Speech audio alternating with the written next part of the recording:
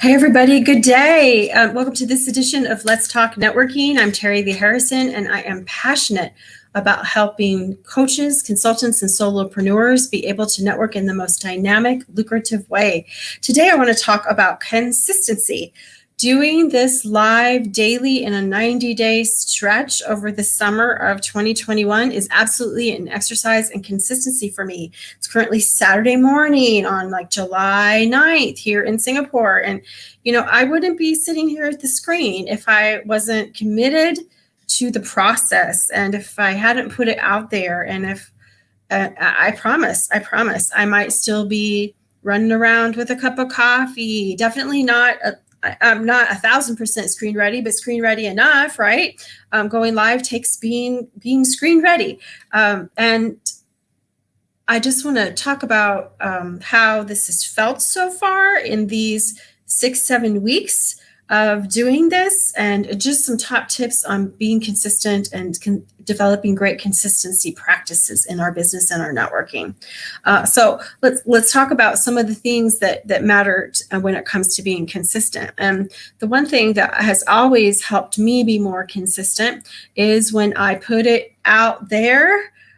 When I come out about my goal, when I come out about what I'm doing, and I don't know how many people are really paying attention. You all are very busy, and I don't even know how many people really are watching these lives, right? But when I said I'm going to do it and it's out there and people can be looking, people are expecting. I didn't say at a certain time. It allows me a little bit of freedom to when I can do it and when I can fit it in. So that was very helpful, I think. But for me, just the fact that I have put it out there is enough for me to make it happen and get up and do the things for these 90 days. And in the process, I'm exercising that consistency muscle, right? What does consistency look like in networking? Well, consistency looks like, number one, if you're in a group, showing up at the group. It looks like when you have follow-up scheduled that you aim to do it. They definitely don't blow it off. You aim to do it. If you need to reschedule, you let them know, right? Consistency, these types of consistency behaviors will show people over time that, hey, I know them, like them, trust them, and want to do business with them. I like how they are. I like how they consistently show up, right? So we have to think about how those consistency behaviors appear to other people. So the other thing about that I think is important with consistency is it's way better when you aren't going it alone. So any type of accountability that you can have in your business and life is crucial. There was several years ago, I was still back in California, and I had a working out buddy that in the afternoons we would get through our day. I was doing networking, she was doing mortgage loans. We would get through our day and we would head over to exercise about 4 p.m. So there was days that if Faith wasn't popping by to pick me up at 3:40, I wouldn't have been going, right? I would be like, oh, I don't want to go, right? But knowing that she was on her way to get me, for her, knowing I was on my way to get her, we took turns driving, and knowing that we could chat, going and coming, right? Having that accountability person is huge.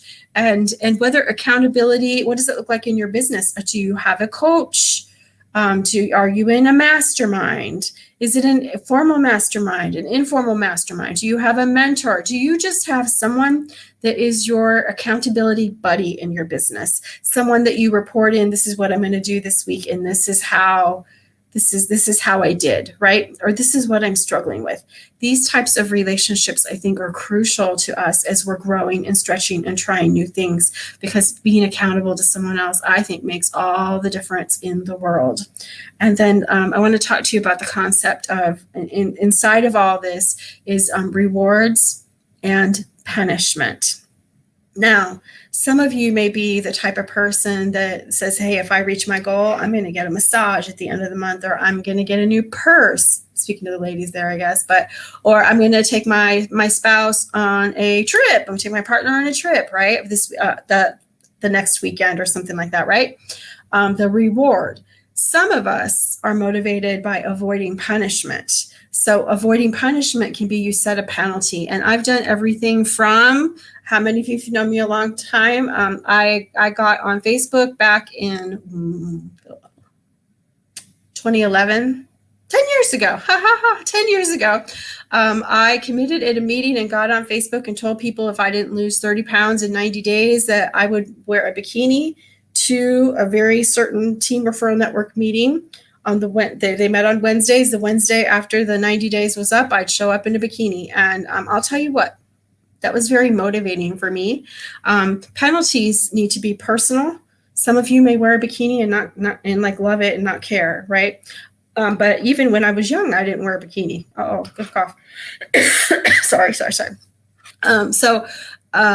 Believe me, every time I would think about cheating, when it came to eating in those 90 days, I would think, I'm not wearing a bikini, you know?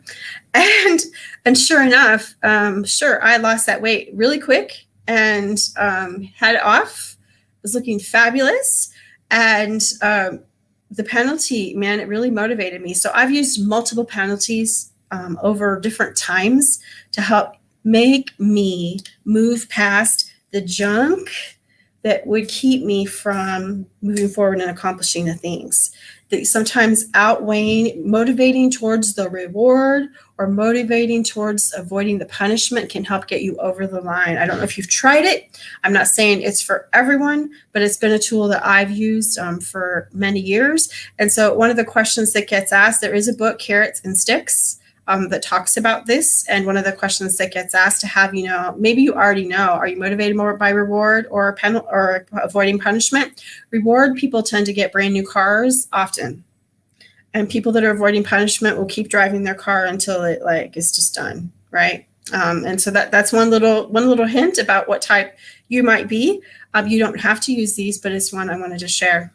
So in doing this journey, I just want to say I have found that every time I have had a reason to be consistent, someone to report to, even just knowing that I committed to you all, that I grow more, I learn more, I do more, and nothing bad ever comes from being consistent. Nothing bad ever comes from being consistent.